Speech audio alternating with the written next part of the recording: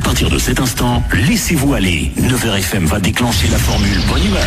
Toujours dans la bonne humeur, évidemment, avec à l'instant M. Pokora, les planètes, pourquoi pas. Nous sommes sur une planète où en ce moment ça va pas très très bien. Et puis nous allons en parler évidemment, puisque Pierre, nous avons de nombreux invités autour de cette table, on vous en a parlé hier. Nous allons parler de grève également dans l'éducation nationale en particulier. Exactement, il y avait encore du monde dans la rue hier, un peu partout en France et à Nevers particulièrement. Et le plaisir de recevoir 4 professeurs, donc 3 du lycée Raoul Follereau et 1 du collège des Loges, ici même à Nevers. Messieurs, bienvenue à vous. On va vous laisser vous présenter et savoir pourquoi vous, dans votre profession, justement, vous vous sentez spécialement concerné par cette réforme des retraites. Bonjour. Qui se lance ? Bonjour. Alors, je suis Nicolas, je suis professeur de mathématiques au lycée Raoul Follereau. Et nous sommes avec plusieurs collègues de tous les lycées et de plusieurs collèges de l'agglomération de Nevers en grève reconductible depuis le début de semaine pour poser nos revendications contre la réforme des retraites dont nous demandons le retrait pur et simple puisque cette réforme est un basculement de nos futures pensions vers un moins 10 ans qui n'est pas acceptable. Alors vous, Nicolas, vous êtes prof de maths, c'est ça ? Oui, je suis professeur de mathématiques. Alors justement, parce que là vous parlez, mais le programme paraît difficile prochainement ? Le programme de mathématiques ou le programme de mathématiques.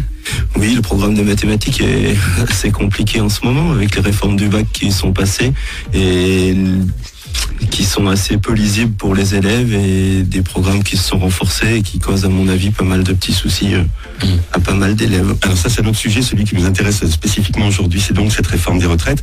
Chaque corps de métier justement voit un petit peu ce qu'il va perdre, certains peut-être ce qu'ils vont gagner, ça c'est beaucoup moins sûr. Concernant l'éducation nationale, le ministre Jean-Michel Blanquer a proposé une compensation par rapport à la perte éventuelle, compensation financière tout au long de la carrière il me semble.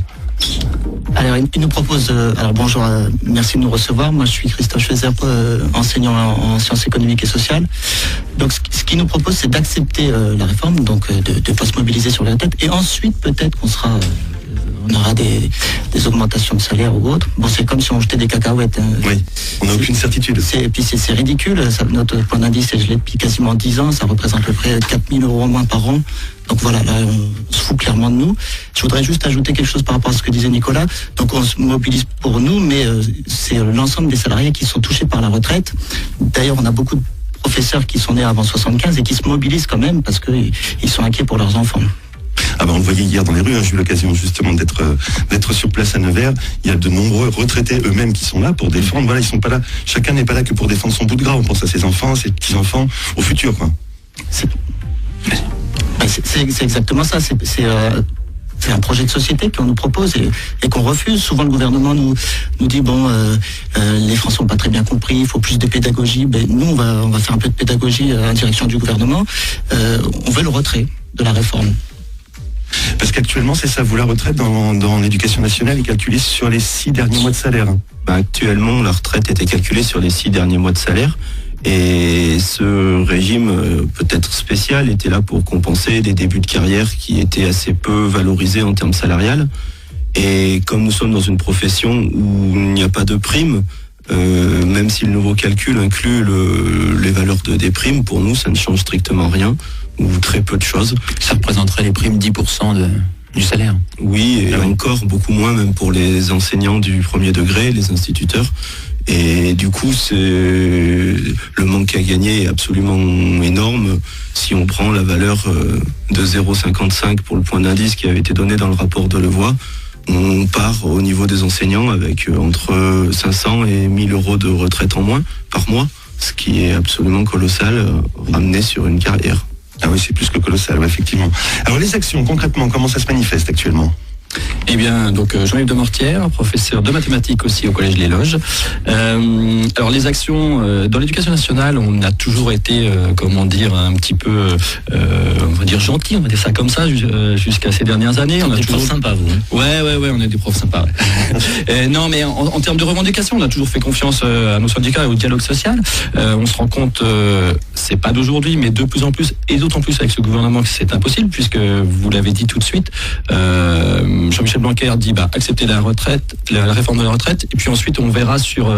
c'est le on verra qui vous gêne en fait là. Mais c'est sûr qu'en plus, si on prend ce qu'a dit Emmanuel Macron, il a dit si je veux compenser la perte, il l'a dit, ces 10 milliards d'euros, je ne les ai pas. Donc voilà, on sait très bien. Il va pas tarder à les trouver. Ouais.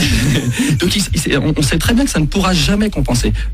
L'histoire des primes, ça peut être encore un petit peu valable et jamais en totalité pour les enseignants du second degré, mais les enseignants par exemple du primaire n'ont aucune prime.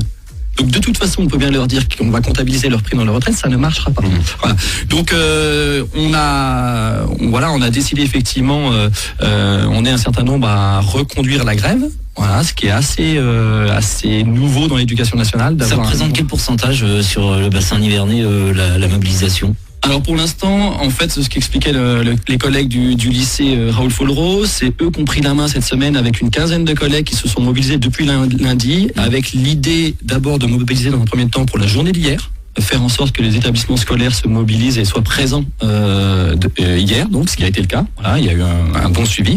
Et ensuite, l'idée, c'est maintenant de développer le mouvement en allant partout diffuser et proposer aux gens de s'engager dans un mouvement plus dur, plus long, pour que enfin on nous écoute, quoi. Voilà. Et surtout, vous voulez obtenir non pas une reprise des négociations, vous voulez le retrait pur et simple de ce projet, non ? Le problème de la retraite par points, c'est qu'en fait, elle va pénaliser tout le monde. C'est-à-dire que nous, effectivement, on est très pénalisés enseignants, mais tous les autres, comment faire croire aux gens qu'ils vont y gagner, sachant qu'on va calculer leur retraite sur l'ensemble de leur carrière, alors qu'avant, on les calculait sur les 25 meilleures années. De toute façon, ils y perdront. Donc voilà, nous, effectivement, on défend, parce qu'on est professeur et on se rend compte que nous, on va y perdre beaucoup, mais on se bat pour tout le monde. Et les cheminots aussi. À quel âge on est prof en général, sorti de l'école normale ?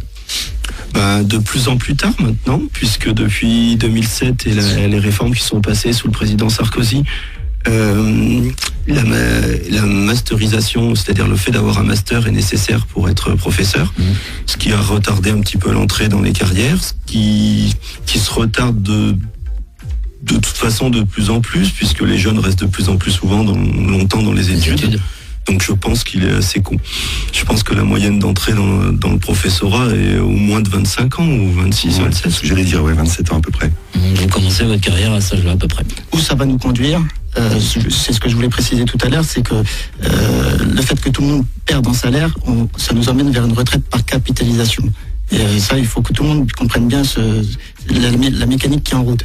Et si on nous parle du problème de financement, par exemple, on sait que les 0,01% des plus riches partagent 30% du PIB. Donc, c'est pas un problème de financement.